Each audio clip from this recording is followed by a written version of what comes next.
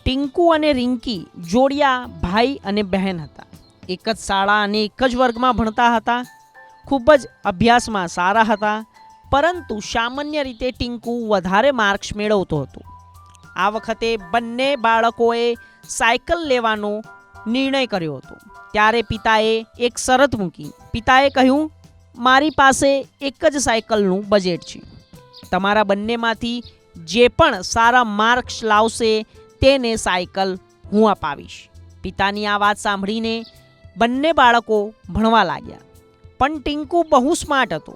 તે જાણતો હતો કે કેવી રીતે સારા માર્ક્સ લાવી શકાય.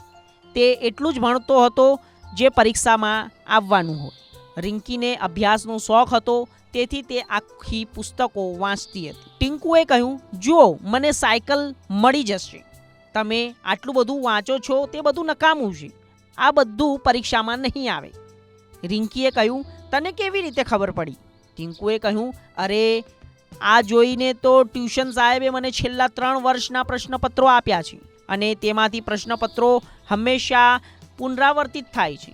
રિંકીએ કહ્યું, પણ મારે કોઈ શોર્ટકટ કી અપનાવી નથી. પરીક્ષા મારે સારી રીતે આપવી છે. પુસ્તકમાં જે આવવાનું હશે અને જે હશે તે વાંચીશ. મને અત્યારે ભણવા દો, મને ખલેલ ના પહોંચાડો. બંને બાળકો પોતપોતાની રીતે ભણવા લાગ્યા. અંતમાં પરીક્ષા થઈ. ફરીવાર ટિંકુએ કીધું, પરીક્ષા પૂરી થઈ ગઈ, મજા શરૂ થઈ ગઈ. થોડા જ દિવસોમાં પરિણામ જાહેર થઈ ગયું અને દર વખતની જેમ જ થયું. ટિંકુ ટોપ અને રિંકી બીજા ક્રમે આવી. ટિંકુએ કહ્યું, હવે મને સાયકલ મળી જશે. હો હો, મજા પડી ગઈ. ટિંકુને સાયકલ મળી ગઈ. તે ખૂબ જ ખુશ થઈ ગયો. આ લઈ લો, ધ્યાનમાં રાખો કે તમારા બંનેની સાયકલ છે. રિંકીને પણ આ સાયકલ આપવી પડશે ચલાવવા માટે. પણ ટિંકુએ હવે કોઈની વાત સાંભળવા તૈયાર નહોતો. તે સાયકલ લઈને ત્યાંથી નીકળી ગયો હતો. તે જ દિવસે સાંજે આખો પરિવાર જમવા માટે બહાર ગયો. ટિંકુ અને રિંકીનું પરિણામ સારું આવ્યું. તે ખુશ હતા. રાત્રિ ભોજન પછી જેમ જેમ તેઓ હોટલની બહાર આવ્યા, તેની સામે 2 લોકો માઇક અને કેમેરા લઈને આવ્યા. જીવન સાયકલનો પ્રચાર કરીએ છીએ. બાળકો માટે એક નાની ક્વિઝ છે. જો તમામ જવાબો યોગ્ય રીતે આપવામાં આવશે તો જીવનની ટોપ મોડલ સાયકલ આ નવી બેગ અને સાયકલ સાથે ઇનામ તરીકે આપને આપવામાં આવશે. બંને બાળકોએ ક્વિઝમાં ભાગ લીધો. પ્રશ્નોત્તરીમાં જે પ્રશ્નો હતા તે બધા તેમના પુસ્તકોમાંથી એક હતા, પરંતુ પરીક્ષાના પેપરમાં સાવ અલગ.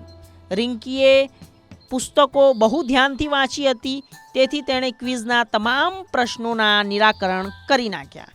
લોકો વિચારમાં પડી ગયા, આશ્ચર્યચકિત થઈ ગયા. લો કાકા, મેં બધા પ્રશ્નો પૂછ્યા છે, હવે શું વાંધો છે? તમે તો તે સમયે કહ્યું કે બહુ સારું કર્યું. ટિંકુએ ઘણો પ્રયત્ન કર્યો, પણ જવાબ ના મળ્યો. અંતમાં તેણે પેપરમાં પણ આપ્યું. બંને પેપર જોયા બાદ આયોજકોએ વિજેતાની જાહેરાત કરી અને આ ક્વિઝમાં રિંકી 100% સાચા જવાબ સાથે વિજેતા બની. રિંકીને અન્ય ભેટો સાથે ઇનામ તરીકે સાયકલ મળી. ટિંકુ ત્યાં એક પાઠ શીખ્યો. ટિંકુ હવે સમજી ગયો, હ્યુમિનનો અભ્યાસ માત્ર સંખ્યાઓ માટે જ થવો જોઈએ નહીં, પરંતુ જ્ઞાન અને સમજણ માટે પણ વાંચવું જરૂરી છે.